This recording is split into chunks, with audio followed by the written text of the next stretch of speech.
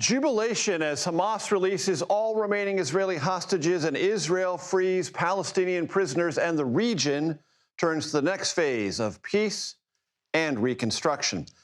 Roger Karsten, special envoy for hostage affairs for Presidents Trump and Biden on this historic day, the hostage negotiations and the lingering trauma. Texas Republican Congressman Wesley Hunt on the, you guessed it, hunt for a Senate seat against incumbent John Cornyn and Texas Attorney General Ken Paxton. He tells us why.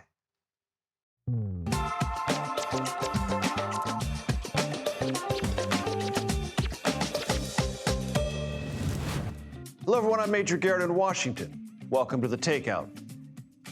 It is so great and wonderful that it surpasses human words. In a day of superlatives, tear-stained reunions, and hope, those words ring exquisitely and timelessly true. One might think they were spoken about these joyous images of Israeli hostages returning home after 738 days of Hamas captivity, or the return of Palestinians held by Israel. And yet, those words are not from this era. They were spoken by Golda Meir in 1948 upon the creation of Israel. Golda Meir became Israel's fifth prime minister, ruling during two of the most traumatic moments in all of Israeli history, the massacre of Israeli athletes at the 1972 Summer Olympics and the Yom Kippur War in 1973. When references are made, as they were frequently today, to the region's bloodshed and bitterness, these are but two examples. There are others, of course, Shabra and Shatila and Gaza itself. The possibility of a new era, though, hangs tantalizingly in a sky renowned for guiding starlight. President Trump, architect of this historic moment, gave that sentiment voice. This long and difficult war has now ended. You know, some people say 3,000 years, some people say 500 years, whatever it is. It's the granddaddy of them all. And in an unprecedented achievement, virtually the entire region has endorsed the plan that Gaza will be immediately demilitarized, that Hamas will be disarmed, and Israel's security will no longer be threatened in any way, shape, or form. Together, we've shown that peace is not just a hope that we can dream about. It's a reality we can build upon day by day, person by person, and nation by nation. And because of that, the Middle East is finally ready to embrace its extraordinary potential. You have extraordinary potential in this region. Trump also spoke in the past tense about terrorism, which, of course, fed Hamas's October 7th atrocities in Israel and led to the war in Gaza. More than 67,000 deaths there, widespread destruction, hunger, and sickness. It should now be clear to everyone throughout the region that decades of fomenting terrorism and extremism, jihadism and anti-Semitism have not worked. They haven't worked. They've been a disaster. They've just killed. They've killed. They've backfired completely and totally. Trump then flew to Sharm el-Sheikh, Egypt, to sign the peace deal and to stand with partner nations, European, Middle Eastern, and Muslim-majority countries from around the world, heralding, he hopes, something new. Why this happened is they all came together and they wanted to get Gaza straightened out. They wanted to get the whole thing straightened out. The history of the region, however, begs some measure of caution.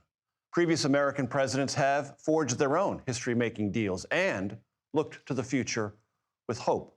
This is President Jimmy Carter in 1978 detailing a peace framework, that's what it was called, that he helped negotiate between Israel and Egypt, specifically dealing with the future of Palestinians.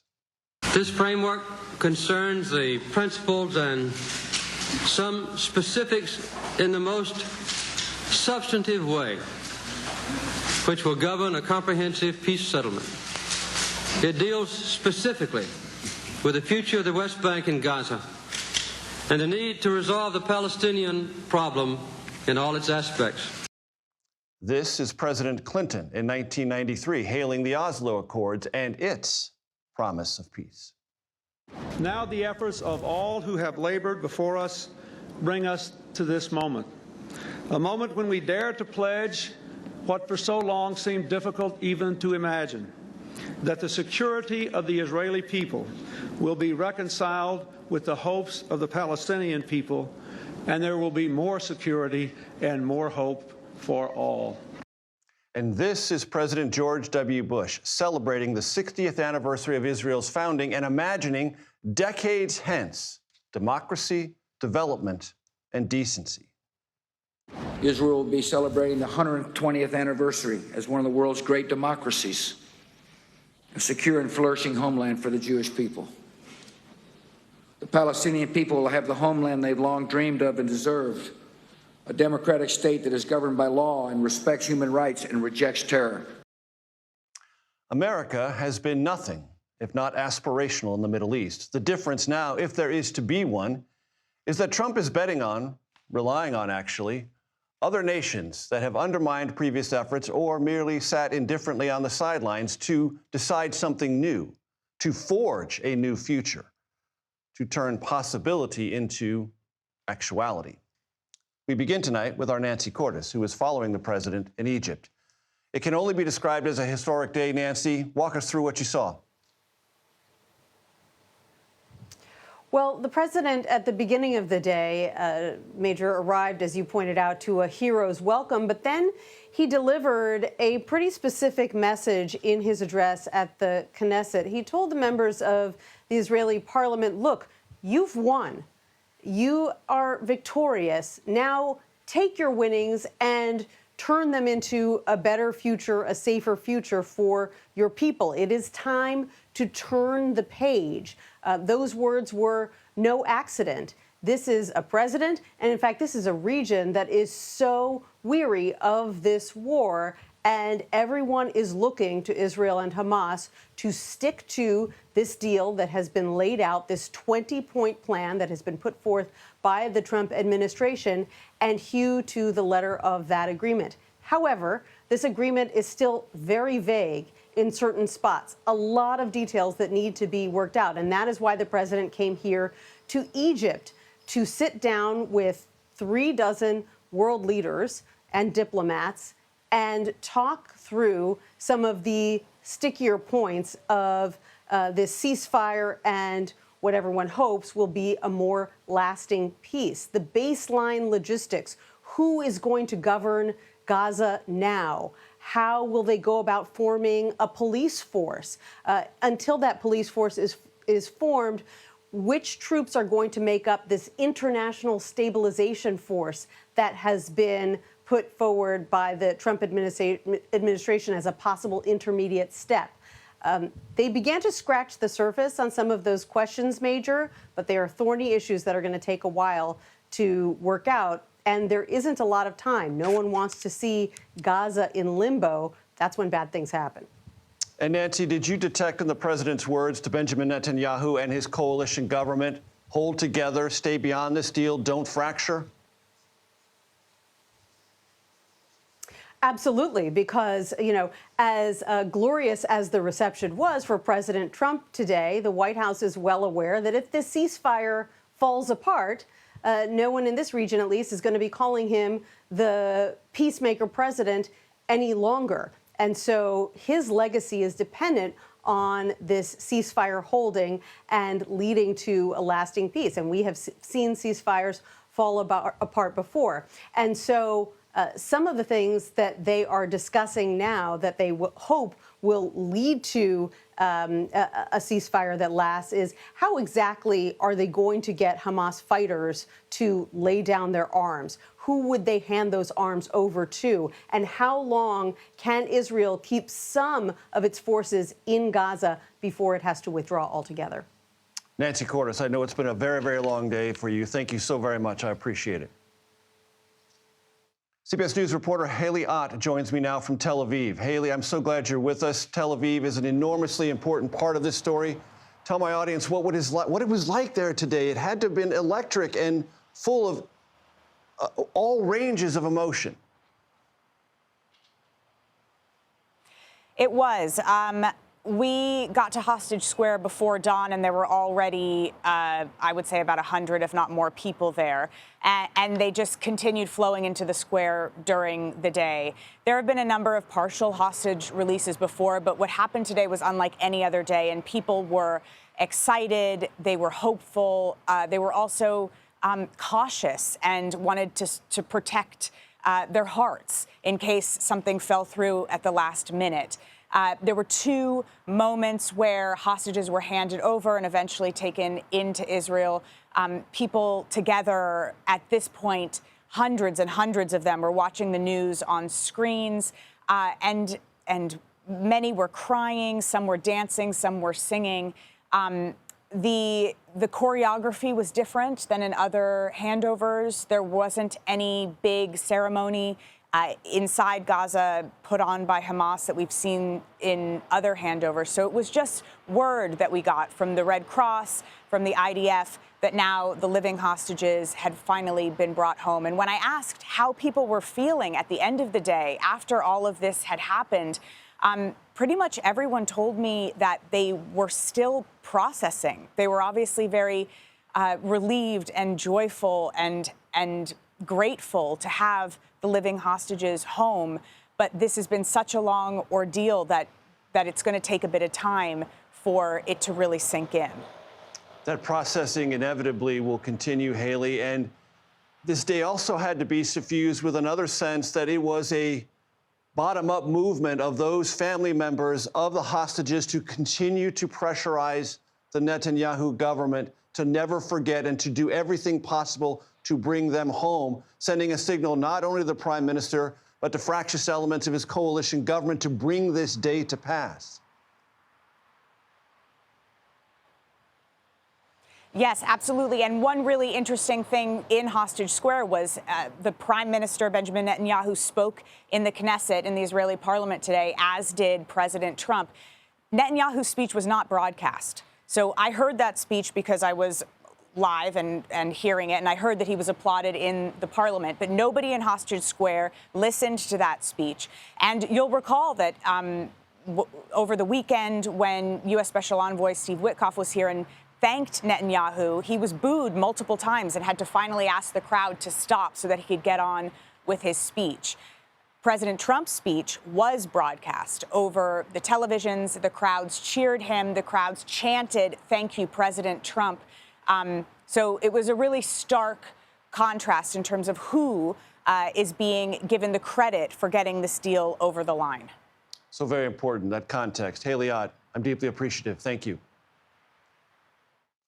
Joining me, Roger Carstens, former special envoy for hostage affairs under President Trump and Biden. Roger, thank you for your time very, very much. On that point that Haley just communicated, in Israel, President Trump is seen as the guarantor of this final release of the last remaining living hostages, not so much Benjamin Netanyahu. Is that how history will remember this? You know, you never know. I mean, one thing you have to say about Netanyahu is that he successfully waged a war on 7 different fronts and brought some great victories. There are people that will criticize him for maybe being too slow to bring the hostages home, or perhaps not even prioritizing their return. But at the end of the day, out of the 251 that went into Gaza, about 166 came home.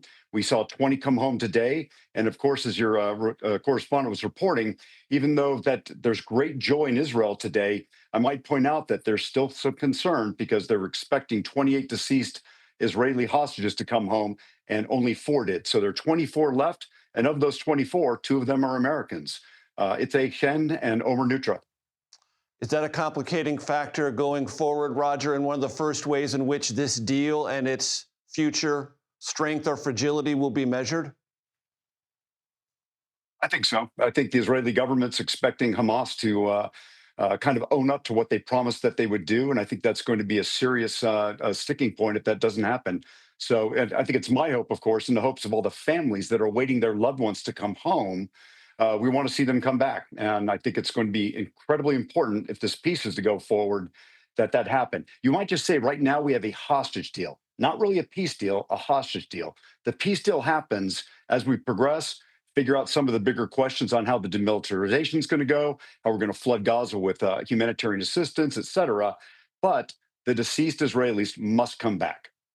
Roger, you are a unique voice in this space, and I'm so deeply grateful that you're here with me tonight because you understand, because you've been at the center of this, how parts of this story, any hostage release story, is a global one on a big stage, but there are also these intricate human heart moments of the individuals involved and their family members. Explain to my audience what's going on. Yeah, that's so right true. now. You know, I had a chance to meet over 100 of the families of those held. 12 of them were Americans, but we decided to meet with pretty much anyone who wanted to talk to us. And every meeting's not a short one. It's usually 2 or 3 hours of hearing the story, of shedding tears with them, hugs, the whole bit. And it's a very powerful thing to meet these families in their grief. I would say right now they're probably feeling overjoyed, but they're also, as your reporter said, they're still trying to process it. But I think there's going to be some grief to an extent because as you celebrate the fact that the war may be over and these hostages have come home, people are also going to be thinking about what was lost over the past 2 years. And it's been a lot on all sides. And Roger, based on your experience, that has to be one of the hardest components of the after effects, the trauma, the bitterness, the natural human inclination to not want to forgive. I tell you, Major, I'm so grateful that you're focusing on the human component. I think that's just absolutely critical. One thing that the Israelis have done very well at is post-isolation support activities. So when people come home, they're going to get a battery of medical exams, but they're also going to meet with military and civilian psychologists who can start talking them through the reintegration process so they can learn how to process their feelings, learn how to think about what they went through, but also kind of integrate into their new self. They're not going back to who they were before October 7th, 2023. They're going to be integrated into a new self going forward in society, but they'll have some professionals that are very experienced on taking them through that journey. How hard is that, Roger? Oh, it's a challenge. But I tell you, we're light years from where we used to be, Major. There were times, I'd say like 10, 20 years ago, we just didn't have the data or the experience to take someone on that journey. But right now we do. And the Israelis over the last 2 years have done a masterful job of trying to reintegrate people. So it's not going to be easy. I mean, these are going to be lifelong scars, but with the medical professionals walking them through this, everyone's going to have a fighting chance to get back on their feet in good order. Roger Carstens, I'm deeply grateful to you, sir. Thank you. Yes, sir. Thank you. Celebrations in Israel. 20 living hostages that you just heard reunited with their families after 2 years of captivity. Next, I'll speak with a man who knows that feeling all too well. His son was freed by Hamas earlier this year. The government shutdown now enters its 3rd week. More Senate votes are scheduled. Is it rinse and repeat, or is there a chance, however slim, at a resolution? Plus, the Republican primary for U.S. Senate in Texas expands as Congressman Wesley Hunt joins Senator John Corner and Texas Attorney General Ken Paxton. He will join me later this hour. The Takeout returns in 90 seconds.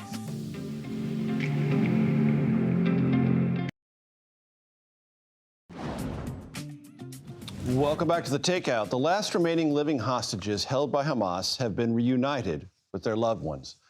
Jonathan Deckelhen joins me now. His son, Sagi Deckelhen, was taken hostage by Hamas during the October 7th attacks and released in February. Jonathan, thank you for joining us. Your reaction to today? Well, first reaction, of course, is jubilation, joy, like pretty much everyone in Israel and all of our friends abroad. These are 20 young men who have emerged, in a sense, from the valley of death, Hamas hellholes under Gaza. I will never forget that moment when we were reunited with Sagi in February of this year. Together with that, we are, I think, most Israelis very concerned that all the parties see this plan through, as Roger Carstens mentioned before. We are only at the completion of the first stage of this plan. There are still 24 murdered Israeli hostages who need to come home. For me, this is profoundly personal. Of the 24 remaining hostages, being held by Hamas and the Islamic Jihad. 5 of them, unfortunately all deceased, are from my kibbutz homes where Sagi grew up. They are really my extended family. So 4 of them came home earlier today, and we couldn't be more thrilled for their families, for their children, for their parents. But an awful lot of work still needs to get done to end the madness, not just for us as hostage families, but also for the civilians in Gaza. Must you, Jonathan, contain your hope, whatever it might be, until that is resolved, what you just described? Well, it's again his own words, and almost every other hostage who has come home since October 7th says pretty much the same thing, that they can really only heal.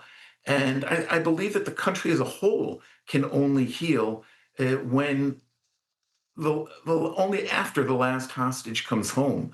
It's a small country. People are, maybe 2 degrees of separation between them and someone who was murdered on October 7th, or a hostage that was taken on October 7th, or one of our soldiers who's been fighting and risking their lives in Gaza, trying to get those same hostages home since October 7th. So time kind of stopped for Israelis on that horrific day. And it will really only restart for the country as a whole, and certainly anyone connected to hostages when these last 24 are home. Jonathan, what would you offer in terms of perspective to the families who were reunited just today with their loved ones, as you were in February? Well, I think they're doing what we surely did on that same day, is just enjoy the moment. There are so many concerns, both for the returning hostages. I mean, keep in mind that these young men,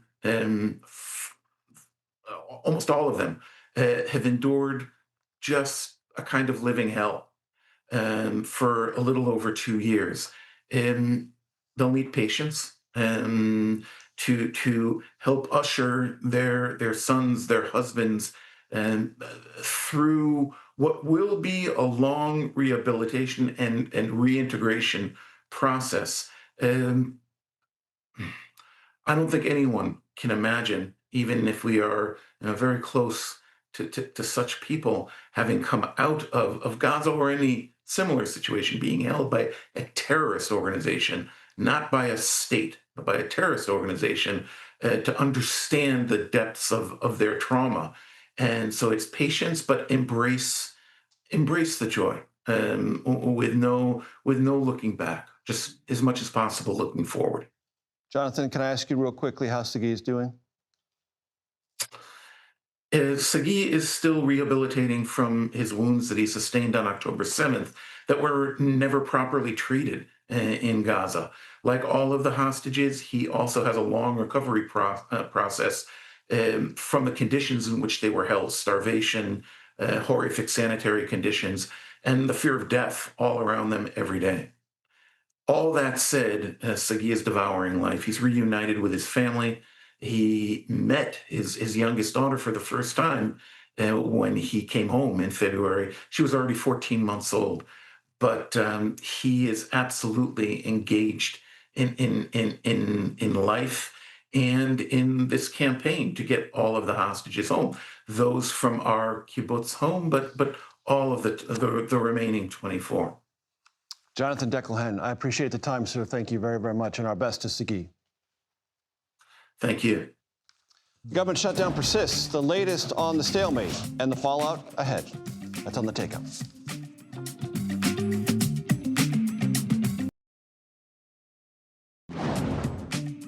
Welcome back to Takeout. Day 13 of the government shutdown. The Trump administration issued layoff notices to more than 4,000 federal workers late last week. The Senate set to return to the Capitol tomorrow. Caitlin Huey-Burns joins me now from the Capitol. Caitlin, what do we know about these reduction in force notices? What departments or agencies affected? Well, Major, we've learned that there are over 4,000 reduction in force notices, essentially layoffs, across 7 different government agencies. And this is significant because usually in a government shutdown, employees who are deemed non-essential are furloughed and they will be paid back later. This case, however, is completely different. The administration is moving forward, directing agencies to lay people off entirely. And Major, there was a big piece of news over the weekend. Among those 4,000 employees, 1,000 of them were at HHS, or the CDC, I should say, which is under HHS. And then HHS later said that some of those were actually made in error, that because of essentially a computer error, people at HHS, at CDC, were notified that they were being laid off and they weren't supposed to. So some of those cuts have been reversed. But essentially, this is the administration trying to amp up the pressure on lawmakers up here on Capitol Hill, particularly Democrats, to get on board with this spending bill. Democrats, however, at this point, don't seem to be budging. And Kaylin, the administration said over the weekend there would be some funding found to make sure U.S. military personnel are paid as scheduled on October 15th.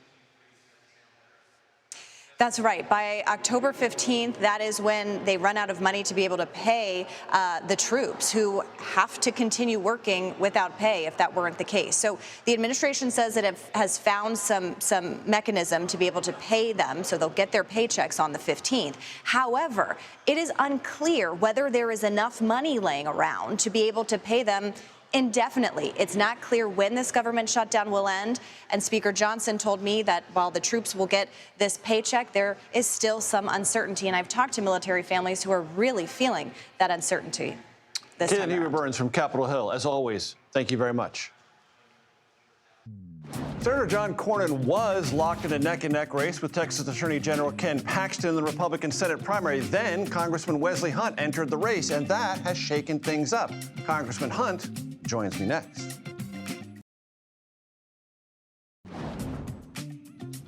Welcome back to the Takeout. Thanks for hanging out with us. With 5 months to go before the primary, a recent poll shows Texas Republican race for the Senate toss-up, effectively, between 2 candidates.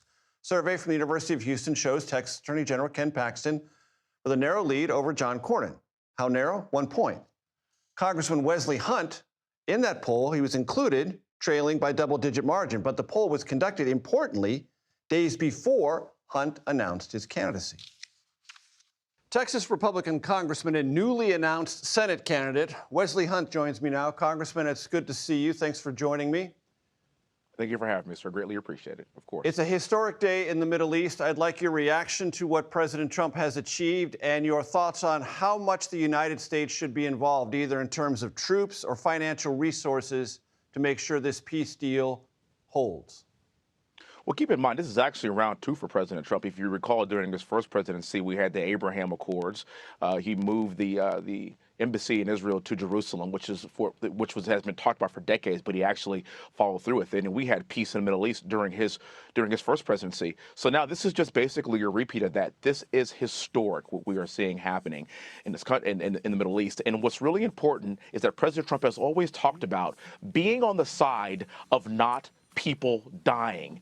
How can we possibly protect innocent lives? And he has now dubbed himself the peace president, and that's a good moniker. I think that's fair. And the idea of us continuing to put troops all over the world and serving in endless wars is not a good idea for foreign policy, and I do not support that whatsoever.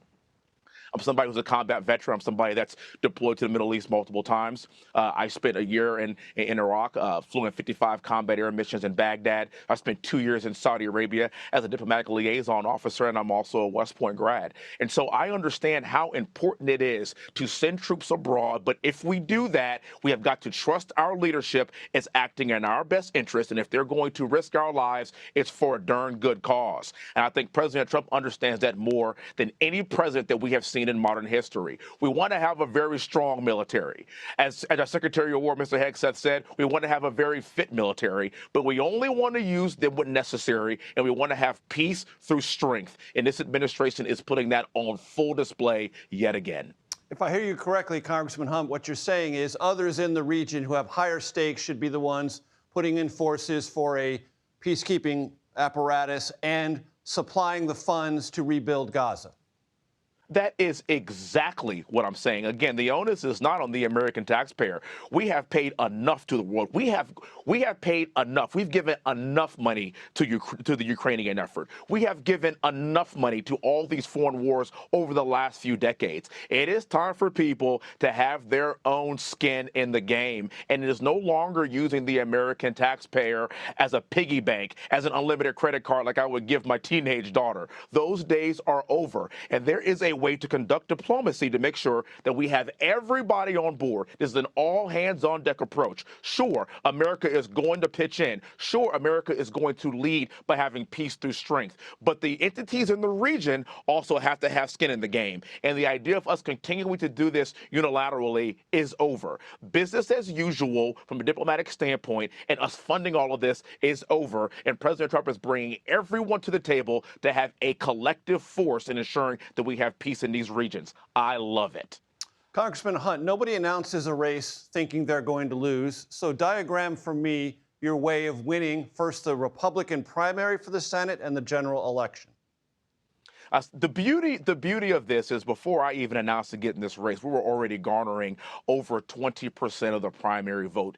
And at the end of the day, there is room for candidates like me who are young America First patriots who have served this country, who are in their 40s. And keep in mind, President Trump has surrounded himself around a lot of young people to ensure that we have an America First movement for the future. Keep in mind, our Secretary of War is in his mid-40s. Our Secretary of State is in his early 50s. Our Vice President is 41 years old. The United States Senate is not a retirement community. And what I keep hearing over and over again is, Wesley, we really need you to get in this race because we want to have more options. We want to have a young and better choice for the future, and we believe that you are that guy. And business as usual in Washington, as I said, is over. It is time for us to take this mantle, my generation, to take this mantle, to move the ball forward. This is not about right now. This is not about 2 years from now. This is about 4, 8, 12 years from now. How many people are going to be around to actually implement the laws now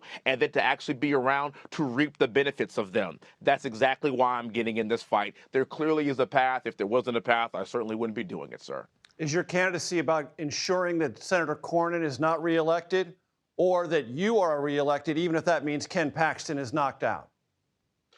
What I've seen in polling is that John Cornyn can't really get above 30%. He's a 24-year incumbent. In the last couple of months, he has spent $25 million, and he is still polling in the high 20s, low 30s, which means that he's not getting it done.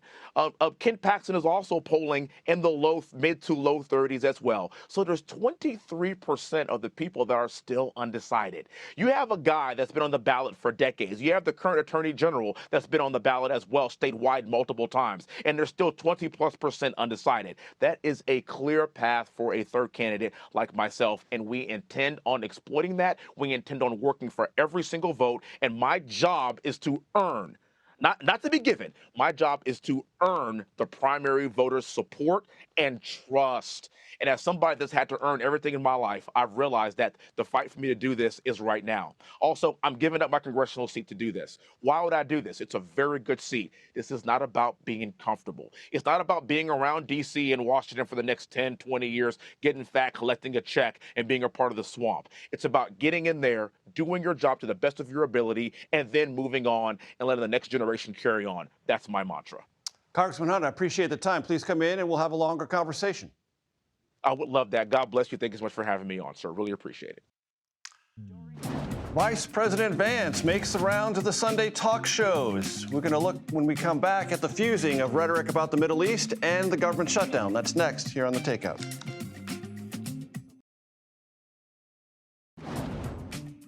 Welcome back to The Takeout. Reporter panel time. Who are our panelists? Well, Dave Leventhal, contributor editor for Notice. Remember, that's News of the U.S. And Nicholas Wu, congressional reporter for Politico. Great to have you both here. I want to play for you sound from Vice President Vance on Face the Nation, using some, I think, interesting language to describe the shutdown and what's going on. Listen. This isn't a deal making. This isn't a negotiation. This is hostage taking.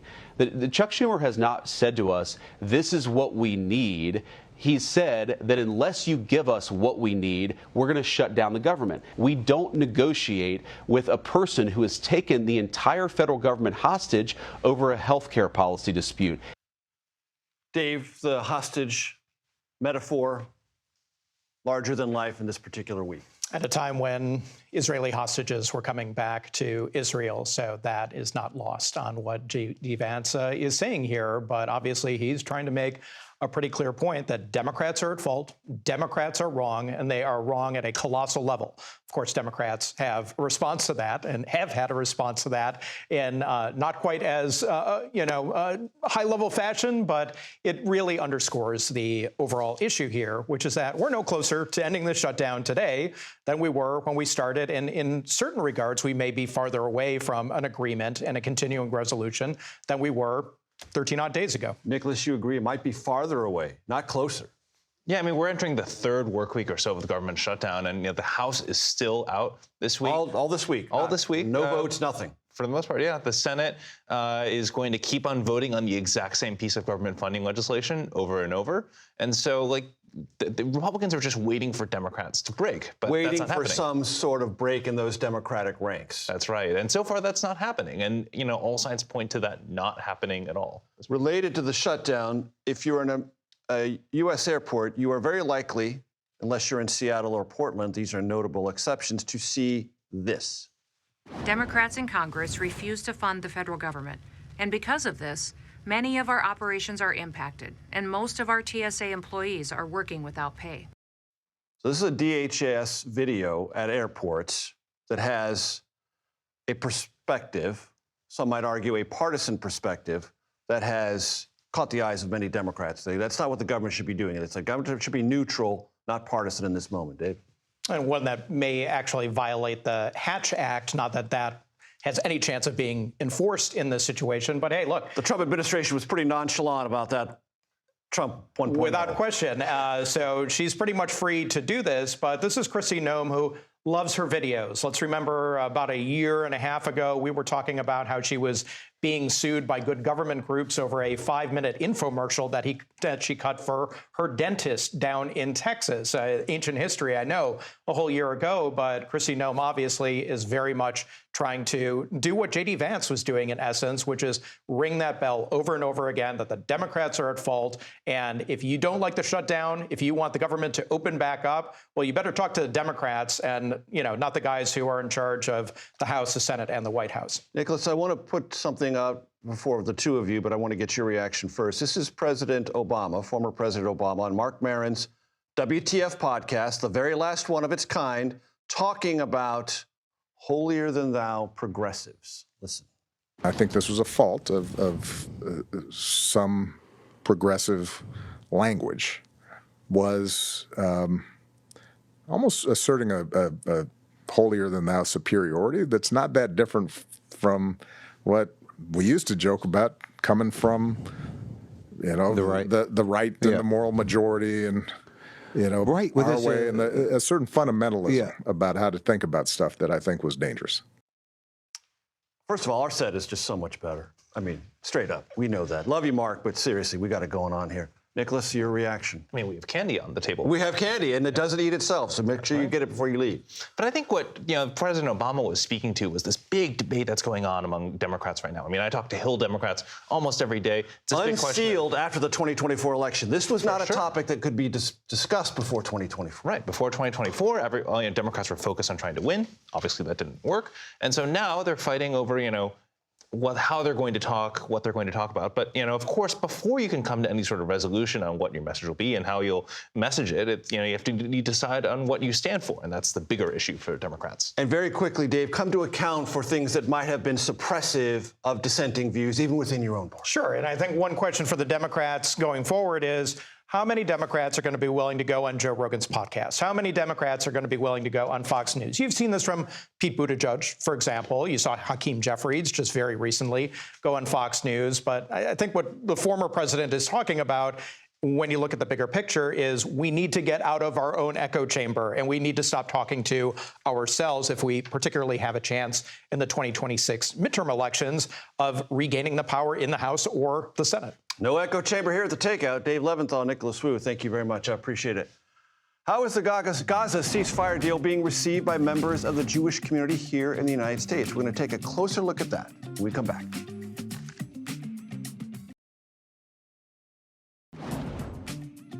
Welcome back to Takeout. Welcome to the Conversation Corner. I'm joined now by the Chief Executive Officer for the Jewish Community Relations Council of Greater Washington, Ron Halber. Ron, it's great to have you here. Thanks for joining us. Thanks for having me. So much going on today. What's your gut level reaction and projection for the next couple of weeks?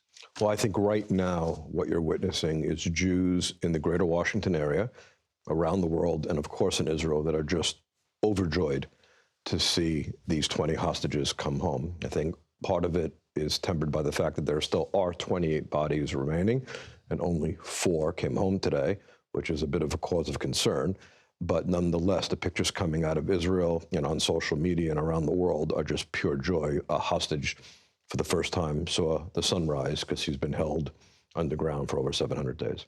I covered in the opening to this show, Ron, that there have been expressions of hope and great aspirations for the future for decades in the region.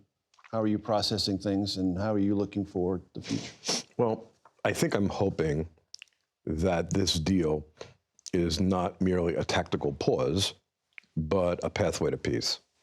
And the only way that there is going to be peace, at least focusing on Gaza for a while, is Hamas is going to have to disarm, be dismantled, and be disposed. Because the Israelis will never tolerate, and that, by the way, that's part of the agreement. That's required. Yes, it is built in. Built in. The Israelis will never tolerate Hamas being able, even a scintilla of a possibility of them being able to conduct another October 7th again. Right.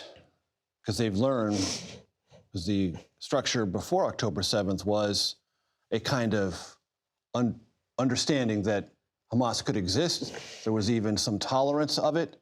A lot of focus on the West Bank. Those days are over. Right. I mean, what was interesting was that on October 6th, Israel was actually considering giving work permits to tens of thousands of Gazans so they could work in Israel and achieve some economic self-sufficiency.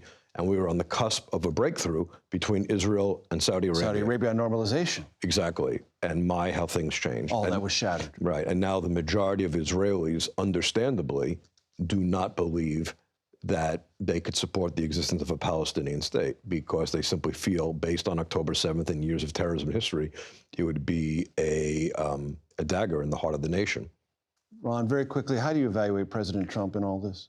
I think I praise the president. I think he did a very good job. I think the president's cajoling of the parties was one of the 3 major reasons why this happened, the others being Israeli military pressure, and the fact, which is actually quite startling and an excellent development for the region, is that the Arab and Muslim states forced Hamas into a corner.